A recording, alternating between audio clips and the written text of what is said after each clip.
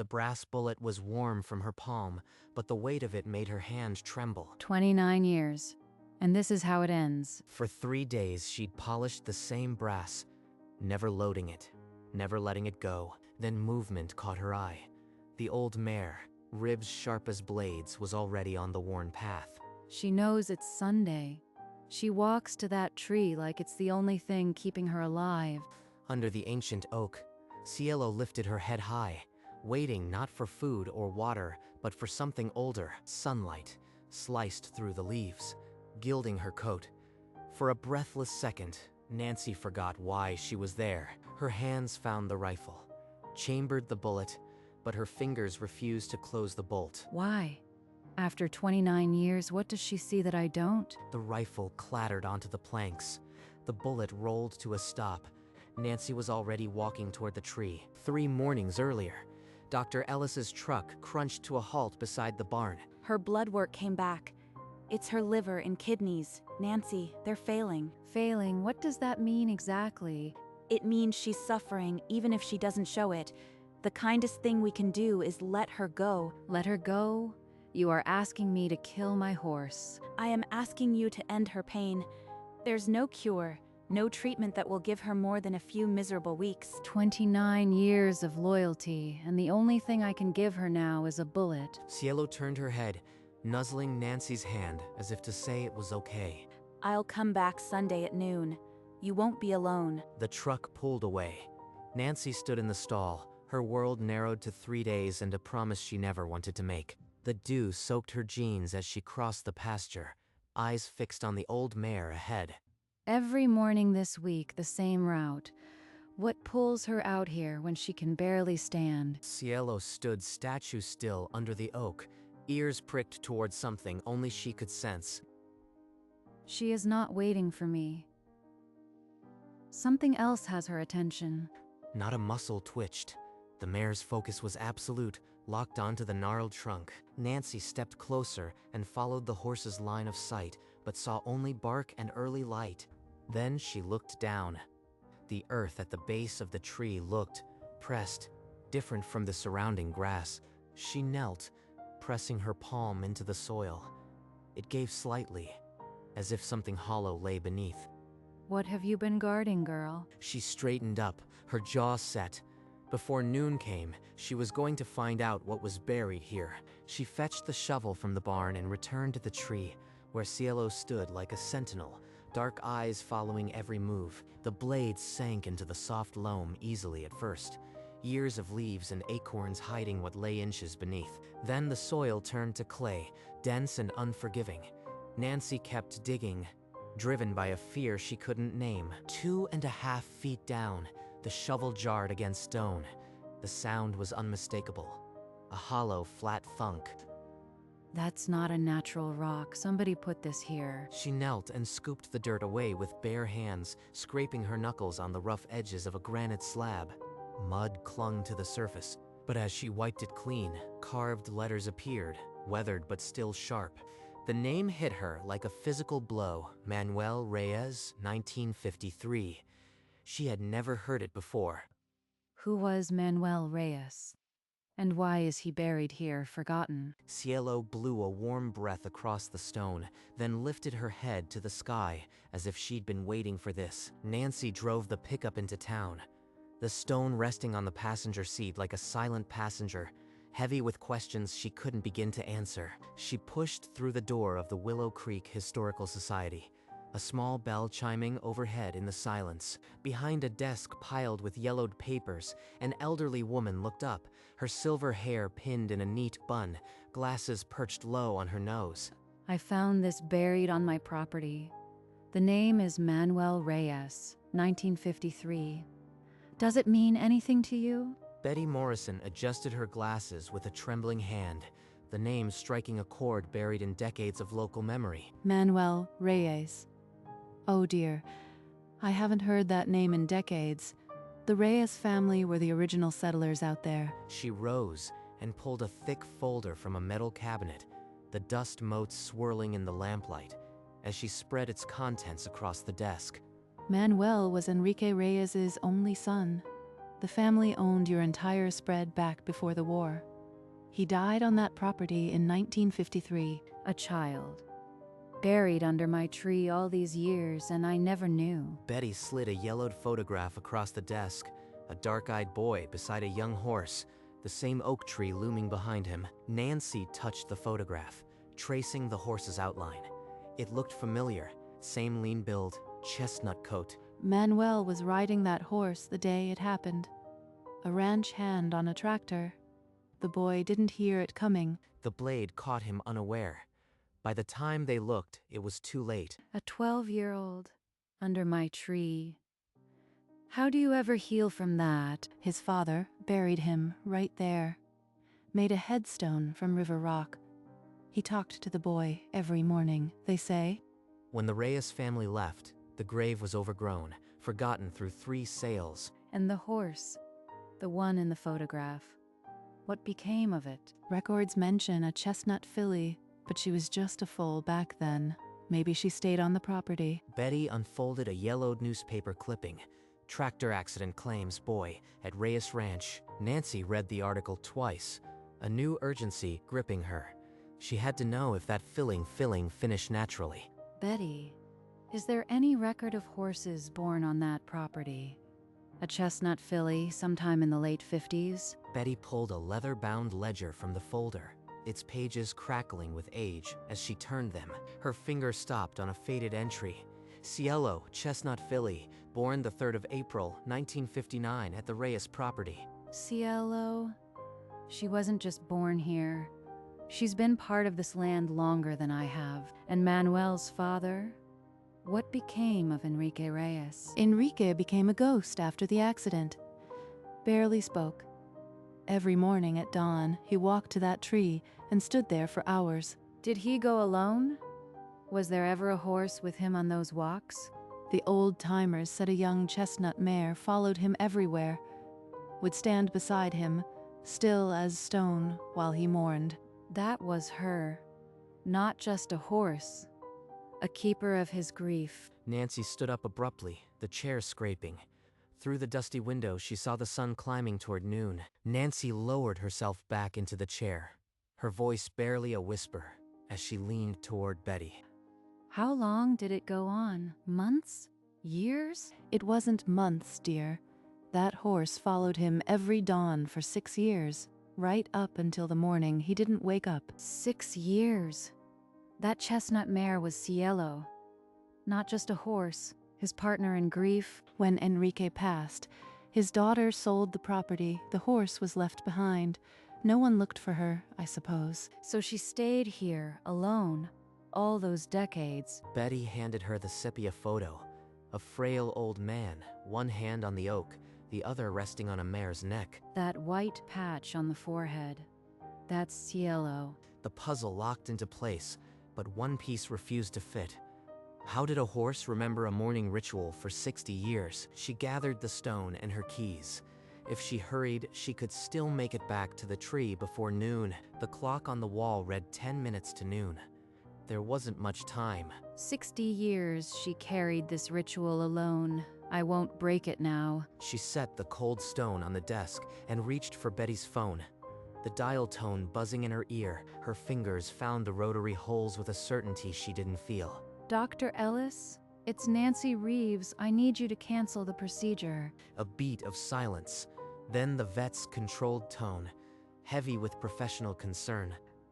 I know how this sounds, but I found Manuel Reyes's grave. Cielo has been keeping vigil all these years. On the other end, Dr. Ellis exhaled slowly, the weight of decades shifting in that breath. I am not asking you to abandon your oath just to let her finish what she started.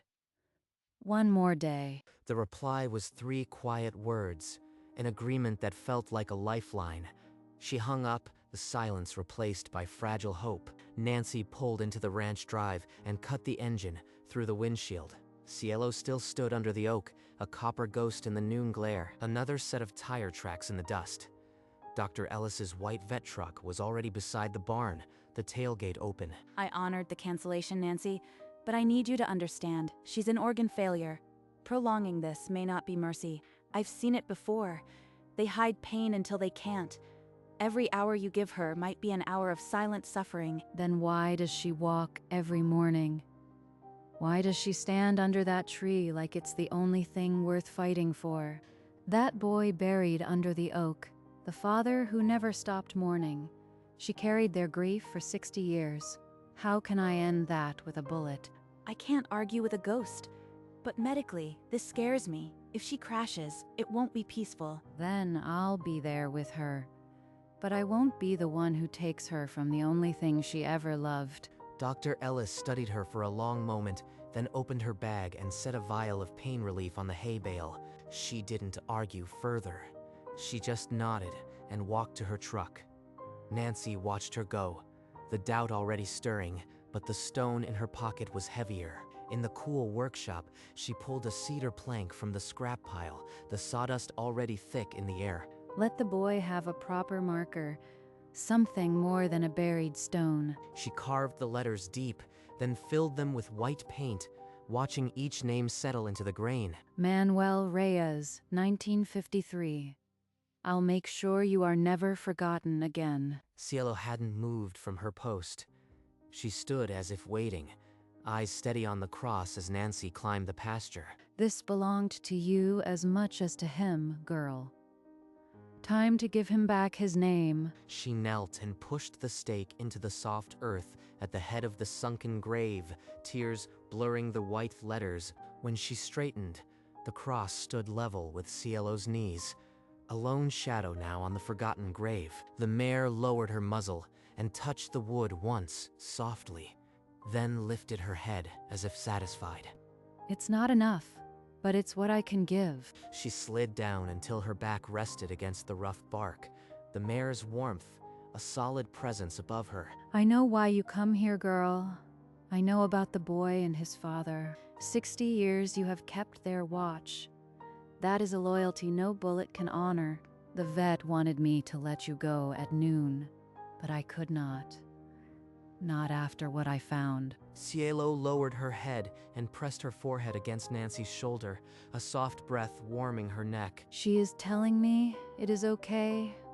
All those years, and this is her answer. I will not decide for you anymore. You have earned the right to choose your own time. For the first time in days, the mare's shoulders dropped. She let herself lean, just a little, into Nancy's hand. She is not just my horse. She is the keeper of a grief that is not hers, but she carries it anyway. Under the oak, the cross a silent witness, they made a pact. No more strangers would decide for either of them. She walked back to the house alone, the rifle still cold on the floorboards where she had dropped it. The bullet lay on the porch step, dull brass against gray wood, catching the last threads of noon light. I will not need this. Not today. Not ever. She carried the bullet back to the oak, where Cielo still stood, and knelt beside the cross. With her fingers, she dug a small hole beside the stake, deep enough to bury a promise. She dropped the bullet into the earth and covered it, patting the soil flat with the palm of her hand. Stay here with the boy. You belong with him now. Cielo watched, her dark eye reflecting the motion, and stomped once, lightly, as if sealing the act. Back on the porch, Nancy slid the rifle into the locked cabinet and shut the door. The midday sun passed without a sound. When she looked out, the mare was still under the tree, and the cross stood taller than before. 14 mornings passed, each one beginning with the slow clop of hooves on the same worn path. Cielo's ribs grew sharper, her walk more deliberate, but she never missed a sunrise. Nancy started keeping a journal. Pages thickened with photographs, the mare against the dawn, the cross in new light, a ritual no one else would see. She brought the photos to Betty, who studied them with a magnifying glass and a trembling smile. She looks thinner, but her eyes are still kind. You are giving her a gift, Nancy. Purpose, in the end. I found something else. Enrique Reyes wrote letters to his son after he died. Every night for 6 years. She placed a stack of creased envelopes on the table, each one addressed to Manuel, sealed but never sent to Manuel, sealed but never sent. He wrote to his boy every night, and every morning the horse walked with him to the grave. They grieved together. When she returned to the ranch, Cielo was already at the crossing point between barn and tree, waiting for her. We'll walk together as long as you need. I am not going anywhere, girl. That night, Nancy climbed the attic stairs. The flashlight beams swept across dust and forgotten years. In a cedar chest, she found a shoebox tied with twine, packed with letters addressed to Manuel. She unfolded the top one. The ink was faded, the hand steady. My boy, the mayor stood with me again today. I think she remembers you. I told her how you used to sneak her sugar cubes. She nuzzled my hand. First warmth I felt since that day. Nancy's eyes blurred. The grief in those words was a mirror, and she was staring into it. He had Cielo to witness his pain. Now, I will witness hers. She carried the box downstairs, sat at her desk, and opened her own journal. Cielo, you have carried a love not your own for 60 years. I will carry yours now. When you lie down under that tree, I will be there. You will not be forgotten. She sealed the page. Outside, the oak stood silver under a cold moon. Waiting, the moon waxed and waned. Frost gave way to hard snow, and Cielo shrank until her hip bones jutted like white stones. She ate almost nothing. Her water bucket stayed full. But at dawn, she still dragged herself along the path. She is starving herself for this ritual. How much longer can she do it? Nancy called Dr. Ellis, the receiver cold against her ear. I can give her a stronger dose. It will ease the pain, but it may make her too dizzy to walk. Number. If she can't walk, she can't do the only thing that matters to her. The vet was quiet. Then she said she'd be ready if things turned worse. You can stop now, girl. I'll take care of the rest. A weak nicker, a brush of warm breath. Then Nancy knew. The horse was waiting for permission. She gave it, and stood watch. No longer a killer, but a companion in grief. Nancy woke in the pale silence of a winter dawn. The barn felt hollow, and the stall was empty. Through the frost-rimed window, a dark mound lay at the base of the oak.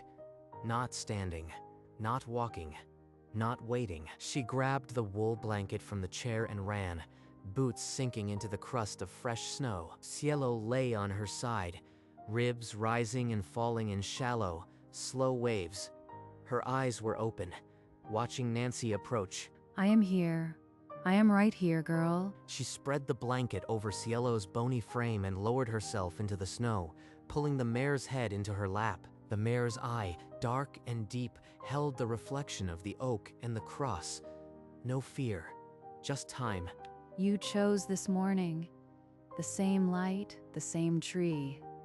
You came home. Nancy ran her hand along the gray muzzle, tracing the white patch, counting the minutes in soft strokes. Whatever comes, you won't be alone. I'll be right here until the sun is high. The sun climbed above the horizon, and as its first ray touched the cross, Cielo let out a long, soft breath. It was not a gasp or a struggle. It was the sound of a door quietly closing. The mare's eye, which had held Nancy's reflection for so long, slowly lost its focus. They're waiting for you, girl. The boy and his father. It's time to go. Her hand never stopped stroking, even as the ribs fell for the last time and did not rise again. A single tear traced the white patch on Cielo's forehead, then froze in the cold air. 60 years. You carried them until the very end. Now I'll carry you. She bent and pressed her lips to the still warm muzzle, the oak standing watch above them both. The cross stood witness, and the old horse who refused to be put down had chosen her own dawn. Rest now, Cielo.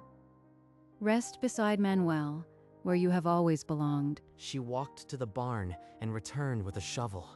The frozen ground resisted, but grief made her arms strong.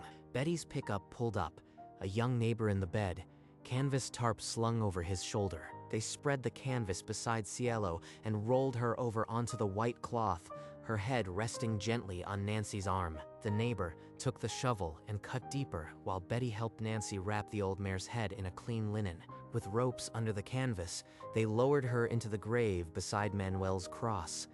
The ropes creaked, then fell slack. Nancy drove a second stake into the earth and hung the marker she had painted the night before. Cielo 1959 to 2021. Betty knelt and laid wildflowers on both graves. Her whisper, a thread of old Spanish prayer carried on the wind. When she straightened, the oak threw its shadow over two markers, the boy and the horse reunited in the same dark soil. Nancy pressed a kiss to her fingers, then touched Cielo's name. She did not cry. She had given all her tears at dawn. The sun climbed higher, and the ranch settled into a silence that felt less like emptiness and more like a promise kept. She hung her hat on the fence post, then walked to the two markers under the oak. Manuel Reyes, you lost your life too soon, but you left a legacy of love that a horse carried for 60 years. Thank you. And you, Cielo, you taught me that loyalty outlasts everything. I'll keep your watch now. She lifted the old halter from the ground, the brass nameplate catching the light. She hung the halter on a low branch of the oak, where the leather would weather beside the graves. The bullet I nearly used is buried here too, a relic of a path I chose not to take. She stood and looked out across the ranch, her shadow stretching long toward the horizon. The tree stood sentinel, its roots wrapped around two souls, and now a third promise. She walked back toward the house, lighter, though she carried them both now. The old horse who refused to be put down had walked her last dawn, but the ritual was not over. It had simply changed hands. Spring softened the ranch, and Nancy walked the path each dawn with a quiet purpose. She kept the graves bare of weeds, laying fresh flowers, her touch gentle on the wood. Manuel and Cielo belong to this land, and so do I. The ranch hummed with life again, birdsong and breeze where silence had claimed the air. On the porch steps, she looked toward the oak and smiled. The weight of grief lifted. The halter still hung on the branch, its leather dark with rain, brass nameplate catching sun. I thought I was losing you, but I found a purpose I never knew I needed. The worn path was empty, but the hat on the fence post held a story of its own. She walked to the tree and pressed her palm to the bark, remembering the warmth of a gray muzzle. Under the wide sky, the oak stood eternal, roots deep, branches reaching, sheltering, two souls and a promise kept. She walked the path one more time, her hat in her hand, the first light gilding the dew. Every dawn from now on, I'll come here for both of you. She stood between the two markers, her silhouette framed by the ancient trunk. Thank you for teaching me what loyalty really means. She placed her hat on the ground between them, then straightened, her shadow stretching long across the grass. She did not look back. The ritual was no longer hers to watch, but to carry. The sun climbed higher, and the oak drank the light, its leaves a chorus of green. The two markers stood side by side, weathered and true, as they would for years to come. The ranch settled into a quiet peace. The old horse's path now walked by one who understood its meaning. And the oak stood, as it always will, guardian of a legacy that outlasts time.